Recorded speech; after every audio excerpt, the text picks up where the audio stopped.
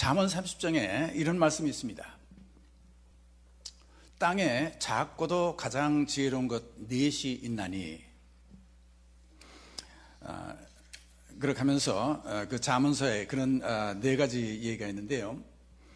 힘이 없는 종류로 돼 먹을 것을 여름에 준비하는 개미, 참 지혜롭다 그 말이죠.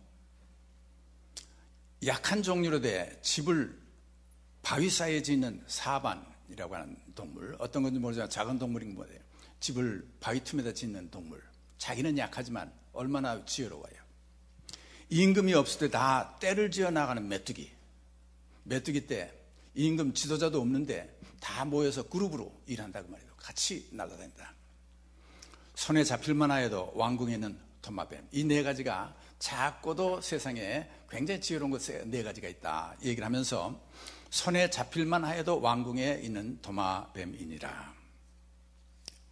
저 남쪽 좀 뜨거운 지방에 가면요, 멕시코 같은데 또 그런 데 가면 이제 이 벽돌 하얀 한 벽돌 집들 있죠. 거기에 종종 도마뱀 찾아봅니다. 도마뱀 자기 집처럼 돌아다녀요. 근데 오늘 여기 주신 말씀은 아주 세상에 작고도 지혜로운 것 도마뱀입니다. 왜? 자기 집은 없으면서도 왕궁에 산다고 말이죠. 그 왕궁은 누구 거예요? 임금 거예요. 근데 도마뱀은 자기는 그 집을 소유주도 아니에요. 근데 마치 그게 자기 집인 양 사는 도마뱀, 참 지혜롭다 하는 얘기예요. 왜? 거기서 살고 있거든요. 우리의 삶이라고 하는 것은 사는 것이 중요합니다. 믿음은 이 삶에 관한 얘기, 어떻게 사느냐는 문제지 어떻게 소유하느냐 문제가 아니에요.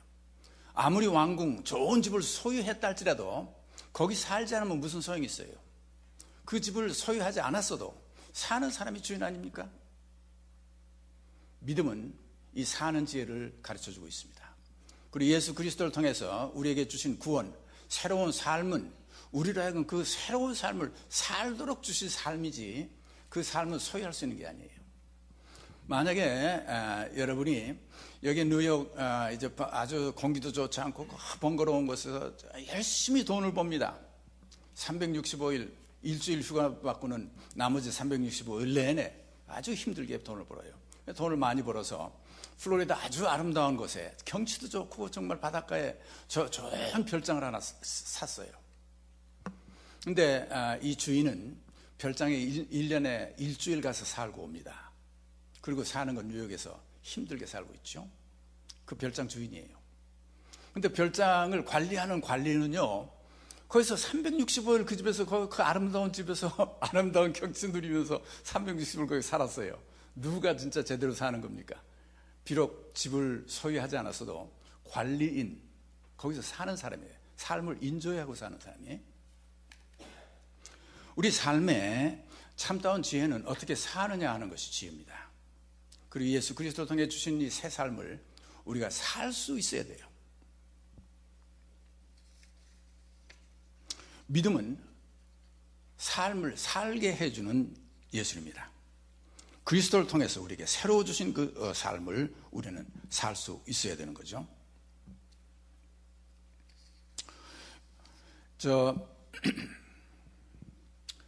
아브라함과 롯이 같이 고향을 떠나서 여행을 했습니다. 그렇게 하면서 이제 열심히 어려움도 고난도 같이 당하고 열심히 해서 아주 재산들이 늘어나게 됐어요. 그렇게 되니까 아브라함이 하루는 이제 롯에게, 조카 롯에게 그러죠. 이제 우리 둘이 같이 살기는 너무 협소하니 이제 너와 나 이제 각각 따로 이제 분가해서 살도록 하자. 네가 동쪽으로 가면 내가 서쪽을 택할 거다. 어느 쪽이든지 네가 먼저 택해라. 그렇게 얘기를 하니까 롯이 저 소돔과 고모라에 있는 기름지고 아름다운 땅이 있는 동쪽 편을 향해서 나 이쪽을 맡아 살겠습니다 하니까 그래? 그러면 나는 그럼 이쪽에 내가 거처하면서 살겠다 하고 택한 곳이, 아브라함이 택한 장소는 결국은 광야입니다. 롯이 간 쪽은 기름지고 아름다운 땅이 있고 도시가 있는 곳이에요. 근데 아브라함은 들판이 있는 곳이에요. 아마 아브라함도 사람인지라 걱정이 마음에 좀 실망이 됐던 게죠. 그렇잖아요. 같이 있는데 나이 든 아저씨가 말이죠. 이제 네가 먼저 해라. 아유, 저는 젊으니까 이런 험한 곳에 할 테니까 아브라함 보고 저쪽 좋은 땅 기름진 곳으로 가서 하세요 했으면 좋았을 텐데, 그러지 않고 자기가 먼저 기름진 곳 택해가니까 아브라함이 인간인지라 아마 마음이 섭섭했던 것 같아요. 성경에 그런 표현은 안 되어 있지만 일가 문맥을 보면 그런 것 같아요. 그래 아브라함이 아마 고개를 떨구고 롯이 떠난 후에 좀 그렇게 돼 있을 때 하나님께서 아브라함을 부릅니다. 아브라함아, 너 있는 그곳에서 눈을 들어서 동서남북을 바라봐라. 네, 아브라함이 이제 고개를 떨구고 있다가 들어서 보아 동서남북 다 돌아보죠. 보니까 롯은 기름진 땅을 갖고 자기에게 남은 땅은 그 거친 들판만 남아 있거든요. 그런데 하나님의 음성이 아브라함에게 뭐라고 합니까? 너 이제 내 눈에 보이는 모든 땅을 내가 너와 내 자손한테 줄 테니까 이제 너는 종과 형으로 마음대로 다녀보라. 내 발이 닿는 곳에 그 모든 땅이 다 내와 내 자녀들의 것이 될 것이다. 그 땅은 아브라함의 땅의 주인이 됐던 것 아닙니다. 그러나 아브라함은 그 땅에서 마치 주인처럼 살았던 모습을 우리가 보게 되죠. 이 땅의 주인은 현재 가지고 있는 사람의 땅의 주인이 아니라 아브라함, 믿음을 통해서 아브라함에게 주신 하나님의 말씀은 이제 앞으로 하나님의 약속해 줄 땅, 그게 진짜 주인이다 그 말이죠. 비록 지금 이 땅의 소유주는 아닐지라도 이 땅을 마치 주인처럼 아브라함은 활보하고 살았던 것입니다. 믿음은 그런 거예요. 요한 웨슬레는 그런 말씀을 했어요.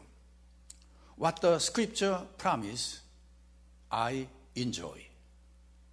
성경에는 하나님의 약속들이 많이 있습니다. 그러나 많은 그리스도인들이 이 약속을 읽기만 하고 약속을만 느끼지 그걸 인조해하는 사람은 많지가 않아요.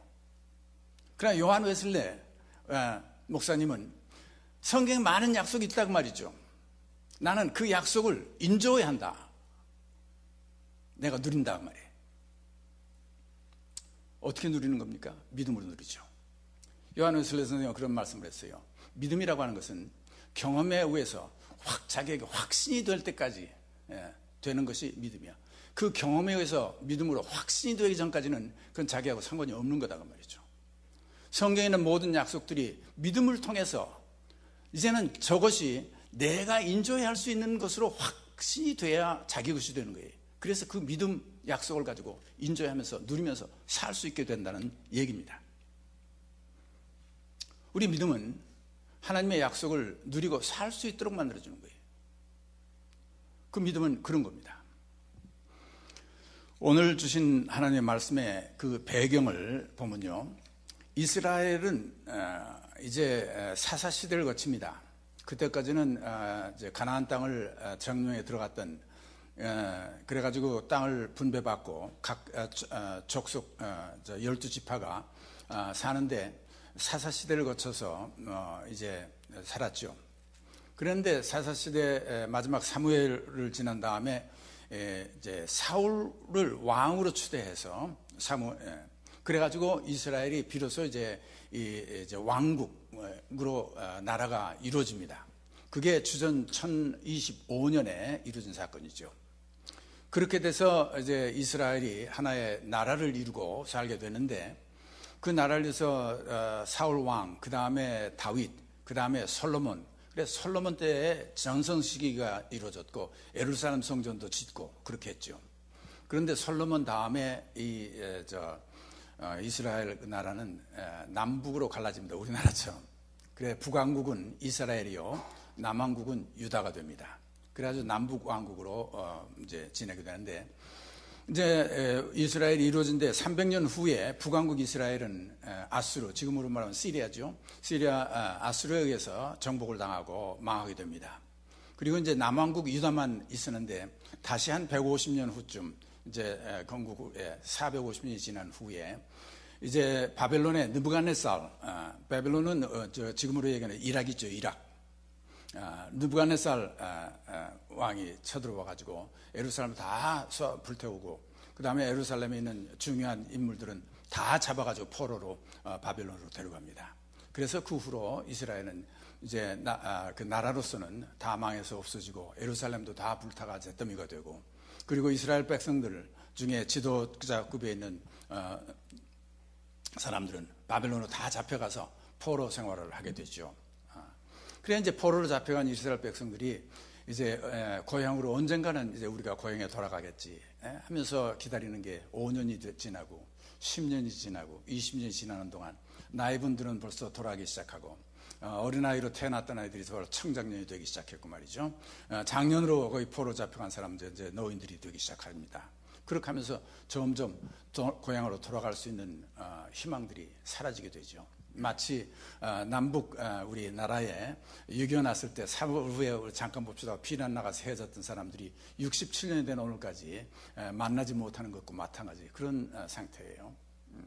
그렇게 됐을 때 이스라엘 백성들은 얼마나 좌절을 했겠습니까? 그렇게 고향에 돌아가기를 원했지만은 그래 잠시 잠깐 이제 포로 생활 이제 몇 년이면 없어지겠지 지나겠지. 그리고 임시로 모든 게 임시 아닙니까? 임시로 그래서 하는데 시간이 벌써 10년이 되고 20년 30년이 지나기 시작한다 그 말이죠. 그들의 삶을 노래한 노래가 시편 137편에 있는데 그들의 심정을 이렇게 노래하고 있어요. 우리가 바벨론의 여러 강변 거기 앉아서 시온을 기억하며 울었도다. 시온이라는 예루살렘이죠. 그중에 버드나무에 우리가 우리 수금을 걸었나니 이는 우리를 사로잡은 자가 거기서 우리에게 노래를 청하며 우리를 황폐하게 한 자가 기쁨을 청하고 자기들을 위하여 시온의 노래 중 하나를 노래하라 함이로다. 우리가 이방 땅에서 어찌 여호와의 노래를 부를까? 이 이제 포로로 잡혀간 그들의 상을 얘기를 하죠. 그 심정이 어떻겠어요? 자기를 잡혀간 그 사람들이 이제 노래 좀 불러봐. 옛날에 부르던 노래 불러봐 할 때 그 예루살렘 성전 예배하러 올라가면서 부르던 시온 하나님을 찬양한 찬양들을 지금 그 땅에서 부를 수 있느냐 말이야. 그래서 자기의 수금 그 기타를 버드나무까지 걸어놓고 울었다 말이죠. 그런 심정으로 이제 살고 있었습니다. 그때에 에레미야 선지자를 통해서 그들에게 주신 말씀이 오늘 읽어드린 성경 말씀 본문입니다. 만군의 여호와 이스라엘의 하나님 내가 예루살렘에서 바벨론으로 사로잡혀 가게 한 모든 포로에게 이같이 이르노라. 너희는 집을 짓고 거기 거하며 전원을 만들고 그 열매를 먹으라.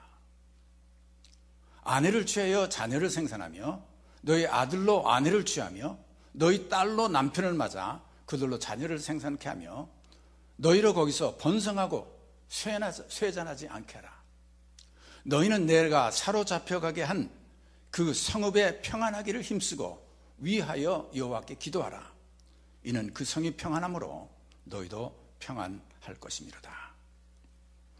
이스라엘 백성들 포로로 가 있는 이스라엘 분들은 이렇게 살지 않았습니다. 곧 고향으로 돌아갈 텐데 우리가 살 집을 여기다 지어? 아니에요. 다 임시로 그때 사는 게 그게 벌써 시간이 오래 지나갔죠. 씨를 뿌리고 땅을 파서 가꾸고 씨를 심어서 열매를 먹어요? 아니야. 언제 내가 저 고향에 이게 뭐 남의 땅인데 여기다 씨 뿌리고 좋은 밭 갈아봐야 이거 뭐 우리 건가? 그러면서 살았던 사람들이죠. 그리고 거기에 포로 생활하면서 사는 동안에 사람을 만나고 헤어지는 게 다 이방 땅에서 만난 잠깐이면 만났다 헤어지고 말 사람들, 고향에 갈 때 극바에만 사람들인데 그때 임시 만나면서 헤어지고 살았던 그저 거래하는 정도의 사람들로 모든 인생 관계를 유지하고 살았지. 거기서 사랑하는 사람을 만나서 결혼하고 그리고 가정을 이루고 아들, 딸을 낳으면서 또 우리 자녀가 나면 또 결혼시켜서 그래 아들, 딸 이렇게 해서 번성하게 사는 일은 그 이방 땅에서 안 했죠. 고향이 아니고 이제 고향으로 돌아간다면 그런 삶을 살지만 여기서 임시로 살면서 어떻게 그렇게 사느냐. 그런 관계를 유지하지 않고 살았다 그 말이죠. 그리고 그 땅에 자기네들을 그 예루살렘 다 불태우고 포로로 잡아온 그 사람들을 원망하고 원수 정말 이가 갈리잖아요. 이 바벨론 사람들 말이죠. 이 망했으면 좋겠다. 그냥 여기서 전쟁에 나가서 다 불타가지고 그냥 폐허가 됐으면 좋겠다 하고 이를 갈고 살았을 거예요. 그런데 에레미야 선지자를 통해서 준 말씀은 이제 다릅니다. 그렇게 살지 마라. 그렇게 임시로 이방 땅에서 그렇게 살고 있어 봐야 삶이 뭡니까? 삶이 미저러블하잖아요. 그렇게 살지 말아라.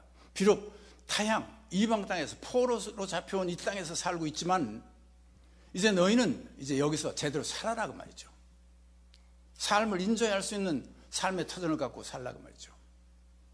집을 짓고 거기 거하며 전원을 만들고 그 열매를 먹어야 돼. 그렇게 살아라 그 말이죠. 아내를 취해서 자녀를 생산하고 아들로 아내를 또 결혼해서 또 가정을 이루고 그래서 자녀들이 번창해서 너희 자녀들로 번성하고 쇠잔하지 않도록 그렇게 해라 그 말이죠. 비록 이방 땅에 살고 있지만 이 땅이 원수 땅이지만은 이 땅의 평안을 위해서 힘쓰고 그리고 하나님께 기도해라. 왜냐하면 네가 이 땅에 살고 있는 동안 이 땅이 편안해야 너도 편안할 거 아니냐. 이 땅이 잘 돼야 너도 잘 될 거 아니냐. 그렇죠. 이것은 그들이 상상도 하지 못했던 삶의 방식입니다. 이제 순절을 통해서 주었던 하나님의 말씀은 지금 사는 그곳에서 제대로 삶을 살아라 그 말이죠. 주인처럼 이방 땅이지만은 타향에 살고 있지만 주인이 살듯이 그런 식을 가지고 살아야지 항상 그렇게 임시로 살겠느냐 그 말이죠. 이 세 가지의 삶의 방도를 우리에게 말해주고 있어요. 그는 여러분과 제가 미국에 와서 우리가 살고 있는 우리의 삶도 마찬가지입니다. 우리가 다시 한번 돌이켜봐야 돼요. 그리고 우리가 삶의 터전이 어디가 되든지 우리가 사는 그곳에서 제대로 살아요. 이게 내 게 아니다. 살 가치가 없어. 아무렇게나 살지. 이건 내 건 아닌데. 아니에요. 도마뱀 현명하지 않습니까? 아이 자기 집이 아니지만은 궁궐에 살고 있으면 궁궐이 자기 집이지. 집을 짓고 거기 거하며 전원을 만들고 그 열매를 먹으라. 우리는 뿌린 대로 거둡니다. 심은 대로 거두는 법칙이 있어요. 열매는 언제나 뿌린 씨에 의해서 나도 되어 있습니다. 우리가 남이 지어놓은 열매를 따먹을 때는 그저 먹고 싶은 거 따먹으면 그만이에요. 우리 미국에 와서 우리보다 먼저 이곳에 와서 자유도 쟁취해 놓고 또 이 잘 사는 나라 다 만들어 놓고 평화 다 유지해서 해놓은 거 사실 우리는 이민 와가지고 남이 먼저 수고해서 만들어 놓은 거 우리가 지금 따먹고 살고 있어요. 평생 우리가 그렇게 살 거냐 그 말이죠. 아니에요. 우리도 이제는 우리가 살 집을 우리가 지어야 돼요. 남이 지어놓은 집 사는 게 아니죠. 우리가 뿌린 씨 그래가지고 그래가지고 그 걷어서 우리가 먹을 수 있도록 우리가 씨를 뿌릴 수 있어야 돼요. 이것이 참다운 삶을 사는 사람들에게 하나님께서 주시는 권면입니다. 뿌린 대로 씨를 거두기 때문에 씨를 바로 뿌려야 됩니다. 열매만 먹을 때면 맛있는 열매만 따먹으면 그만이에요. 그러나 씨를 뿌리는 사람은 이제 그 씨가 자라서 어떤 열매를 맺을 걸 알고 씨를 뿌려야 됩니다. 이것이 주인으로 사는 사람들의 특징이에요. 이방 땅에 우리가 살고 있지만 타향에 우리가 살고 있을지라도 이제 우리는 씨를 뿌리고 전을 갖고서 그리고 그 열매를 먹을 수 있도록 씨를 뿌릴 수 있어야 되는 거예요. 지극히 작은 것에 충성된 자 큰 것에 충성된다고 그랬어요. 너희가 만일 남의 것에 충성치 않냐면 누가 너희 것을 너희에게 맡기겠느냐. 우리가 이 땅에 살면서 우리는 신실하게 씨를 뿌리고 좋은 씨를 뿌리고 그리고 갖고서 그래야 열매 먹을 준비를 하며 살아야 되는 것이지 남이 해놓은 열매 남이 일어난 것 우리가 채서 그것을 내 것을 챙겨가면서 사는 삶이 아니죠. 주인으로 사는 사람은 씨를 뿌릴 수 있는 사람이에요. 주인으로 사는 사람은 내가 살 집을 지을 수 있는 사람들이죠. 두 번째 서제스된 것은 가정을 이루고 거기서 번성하고 쇠잔하지 않게 하라. 이 인간관계 가정을 이루는 것과 같은 인간관계를 가지고 사는 사람이에요. 가정을 이루는 관계와 그 다음에 이 세상에서 많은 다른 사람 만나는 관계는 다릅니다. 수많은 사람을 오고 가면서 만나지만은 그건 거래 관계예요. 잠깐 만났다는 헤어지는 관계입니다. 그래서 가정을 이루는 관계는 한 사람 남녀가 만나서 그 다음에 사랑을 하게 되고 그리고 그 사람과 영원히 함께 살 수 있는 약속을 하고 그리고 그렇게 되기 때문에 거기에서 자녀들이 생산이 된다고 말이죠. 그러면 자녀를 양육하고 그렇게 해서 또 자라고 그 자녀가 자라면 또 가정을 이루고 이렇게 해서 인류는 대를 이어갈 수 있도록 되고 그렇게 되면서 인류는 번성하도록 되어 있습니다. 우리가 이 땅에서 사람과 사람 사이의 관계를 이루고 사는 것은 앞으로 그 속에서 아름다운 관계 속에서 사람을 영원히 만나는 그런 가정관계와 같은 관계 속에서 번성하는 사회를 이루기 위해서 우리가 사는 거지, 잠깐 만나서 내 이득만 취하고 그리고 좋으면 쓰면 뱉는 그런 관계를 유지하면서 사는 게 아니죠. 이 가정을 이룬다고 하는 것은 하나님께서 천지를 창조하셨을 때 이 삶터, 옛날 낙원은 일이 없었어요. 근데 아담과 해와가 죄를 진 다음에 쫓겨났습니다. 실낙원, 낙원을 잃었죠. 그래서 세상에 내려와서 살게 됐어요. 그러면서 평생 땀 흘리고 일을 해야 먹고 살도록 됐습니다. 그래 우리가 낙원을 잃었을 때 우리가 일터로 쫓겨났어요. 근데 감사한 것은 하나님께서 그 일터로 우리를 쫓겨내서 평생 일하고 살게 고달픈 삶을 살아야 먹고 살 것 같았는데, 그래서 하나님의 이 성경의 말씀을 우리가 잘 문맥을 살펴보면요, 하나님께서 아담과 해와를 이혼시켜서 내보내지 않았습니다. 가정을 그대로 유지하면서 내보내줬어요. 아담과 해와는 가정, 부부예요. 그래서 이제 상상해 보는 것은 그 고달픈 일을 낮에 하고 밤에는 어디로 갔겠어요? 가정에 돌아와서 아내하고 함께 쉬었어요. 가정은 쉼터입니다. 쉼이 있는 장소예요. 이 쉼이 있는 장소에 참다운 우리 삶의 행복이 있고 기쁨이 있고 보람이 있는 거예요. 여러분, 직장이 여러분의 삶의 본거지가 아닙니다. 직장은 돈을 벌기 위한 거지 본거지가 아니에요. 우리의 삶의 본거지는 어디에 있어요? 가정이에요. 아내가 있고 자녀들이 있는 가정이, 그 가정을 먹여 살리고 행복하게 살기 위해서 직장에 가서 일을 하는 거죠. 일터가 우리의 삶의 본거지가 아니에요. 어떤 사람은 일터가 본거지인 줄 아는데, 근데 일터는 생존 경쟁 마당입니다. 강한 사람이 이기고 강한 사람이 많은 걸 취하고 약한 사람은 뺏기고 지고. 그러나 쉼터는 반대예요. 강한 사람이 약한 사람을 돌봐줍니다. 그렇죠? 일터에서는 강한 사람이 약한 사람을 착취합니다. 강한 사람이 약한 사람을 다스리고 부려먹어요. 그러나 쉼터에서는, 가정에 오면 부모들이 그 갓난 아이들, 조그만 애들 뒷바라지는 얼마 쩔쩔매요. 능력이 없어서 그래? 힘이 없어서 그래? 아니에요. 가정. 그렇기 때문에 이 가정이라고 하는 세팅 속에서는 생명이 태어납니다.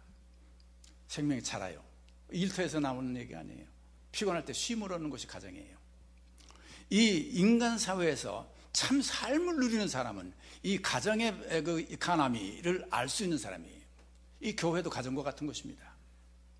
그래서 두 번째 에레미야 선지자를 통해서 하나님께 주시는 참 주인처럼 사는 참 삶의 방법은 인간관계를, 가정과 같은 관계를 이루고 가정을 이루고 그리고 자녀를 생산하고 사는 그 관계를 가지고 살아라는 거예요. 쉼터에 본거지를 두고 살 수 있는 삶을 가져야 된다는 얘기예요. 마지막으로 그 성읍의 평안을 힘쓰고 여호와께 기도하라 그랬어요. 너희는 내가 사로잡혀가게 한 그 성읍의 평안하기를 힘쓰고 위하여 여호와께 기도하라. 이는 그 성의 평안함으로 너희도 평안할 것임이로다. 이 피스라고 하는 것, 평안이라고 하는 게 우리 삶에 제일 중요하다고 하는 걸 아셔야 돼요. 근데 우리는 이 평화가 중요하다고 생각 않고 그저 의뢰의 평화는 평화로워지면 오는 거지 하는데 아니에요. 우리 주님께서 우리에게 주는, 우리는 평화를 만난 피스메이커입니다. 아무에게도 악으로 악을 갚지 말고 모든 사람 앞에서 선한 일을 도모하라. 할 수 있거든 너희로서는 모든 사람과 더불어 화목하라. 사도 바울이 로마서에 쓴 말씀입니다.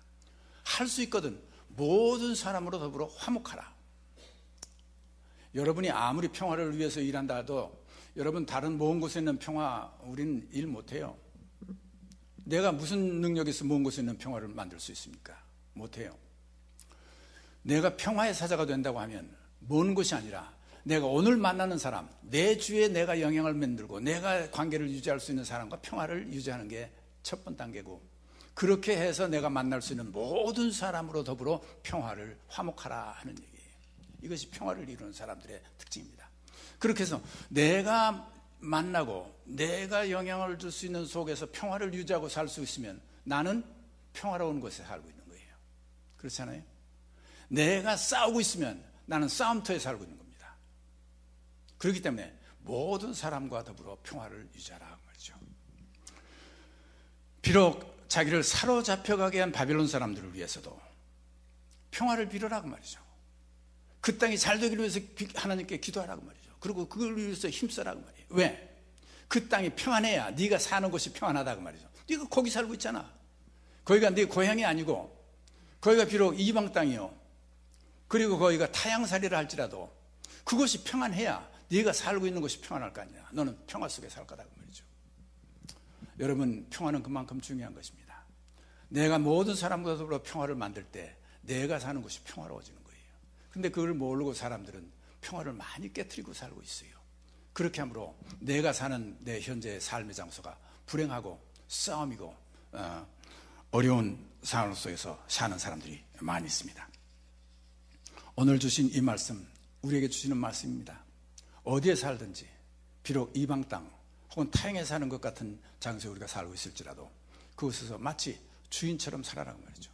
주님께서 주신 그 귀한 생명, 그것을 참으로 누리고 이곳에서 살 수 있는 사람, 어떤 사람이 그 집을 짓고 그리고 그 집에 살고 그리고 씨를 뿌려서 그 열매를 먹고 살 수 있도록 근본적으로 그 일을 하면서 살아야 된다는 얘기죠.